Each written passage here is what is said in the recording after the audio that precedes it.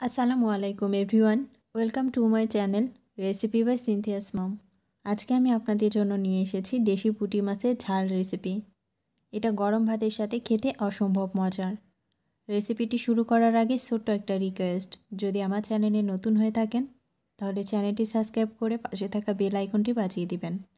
এতে করে আমি যখনই নতুন ভিডিও আপলোড দিব সবার আগে নোটিফিকেশন আপনার মোবাইলে চলে যাবে। চলে আসলাম মূল রেসিপিতে। এর জন্য চুলায় আগে থেকে একটা প্যান বসিয়ে পরিমাণ মতো তেল দিয়ে গরম করে নিয়েছি।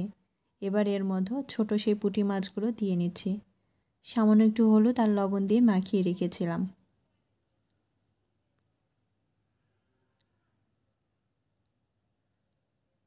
কিছুক্ষণ একটু মাছগুলো আমি ভেজে নিব।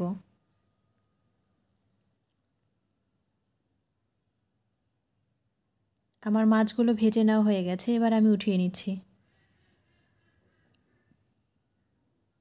আমি সবগুলো মাছ উঠিয়ে নিয়েছি আর ওই তেলের মধ্যেই হাফ চামচের মতো পাঁচফোড়ন দিয়ে নিলাম। এবার একটু নেড়ে নিচ্ছি।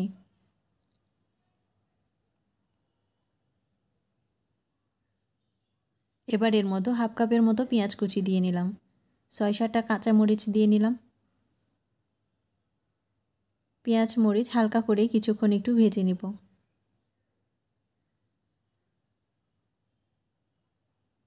কিছুক্ষণ ভেজে নেওয়ার পরে এর মধ্যে রসুন দিয়ে নিলাম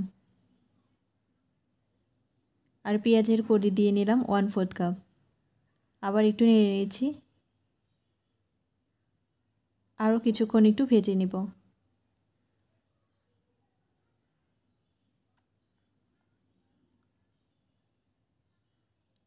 আমার ভেজে নেওয়া হয়ে গেছে, এবার এর মধ্যে মশলা দিয়ে নিব। আদা রসুন বাটা দিয়ে নিলাম 1 টেবিল চামচ।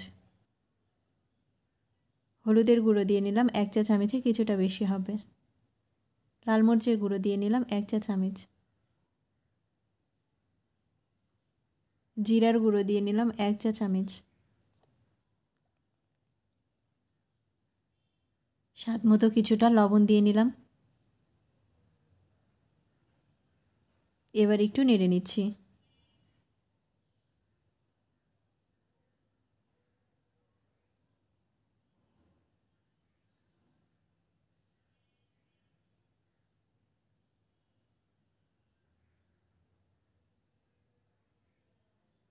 কিছুক্ষণ নেড়ে নেওয়ার পরে এর মধ্যে সামান্য একটু পানি দিয়ে নিচ্ছি মশলাটা কষানোর জন্য।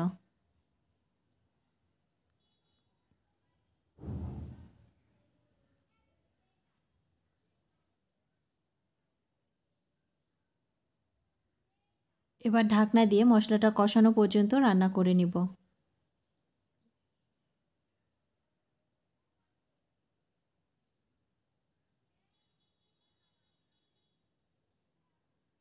আমার মশলাটা কষানো হয়ে গেছে।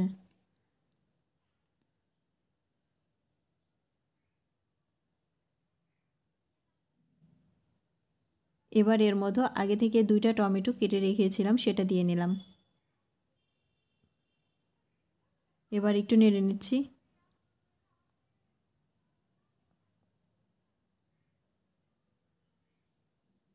এবার এর মধ্যে 2টা আলু দিয়ে নিলাম আর আলুগুলো আমি একটু মোটা করে কেটে নিয়েছি। আবার একটু নেড়ে নিচ্ছি।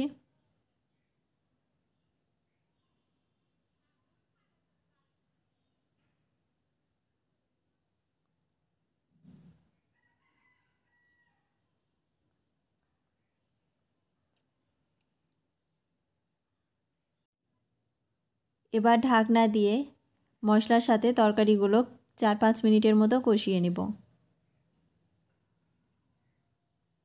4 মিনিট পরে আমি ঢাকনাটা উঠিয়ে নিয়েছি আর আমার তরকারিগুলো কষানো হয়ে গেছে।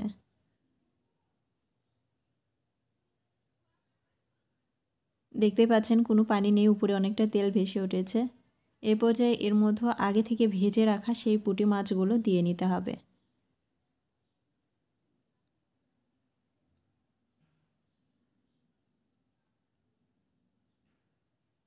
এবার একটু নেড়ে নিচ্ছি।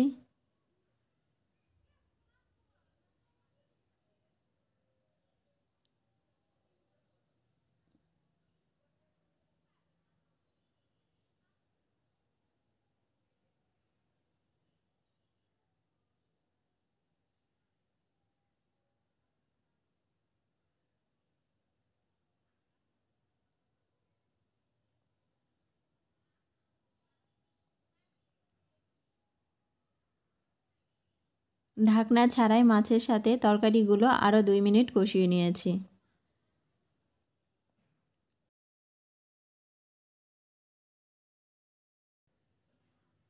এবার এর মধ্যে ঝোলের জন্য পানি দিয়ে নেব।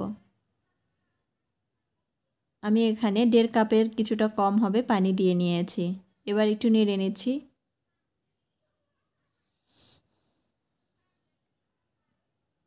ঢাকনা দিয়ে রান্না করব, রান্নাটা মোটামুটি হয়ে আসা পর্যন্ত।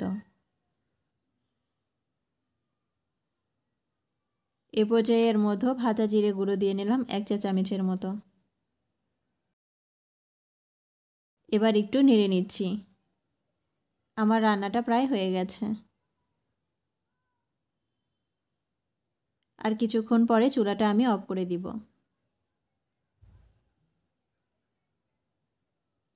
আমার রান্নাটা পুরোপুরি হয়ে গেছে আর চুলাটাও আমি অফ করে দিয়েছি। দেখতেই পাচ্ছেন এখানে একটা প্লেটে উঠিয়ে নিয়েছি। আশা করছি আমার আজকের রেসিপিটি আপনাদের কাছে ভালো লেগেছে। ভালো লাগলে একটা লাইক দিবেন, কমেন্ট করবেন এবং শেয়ার করবেন।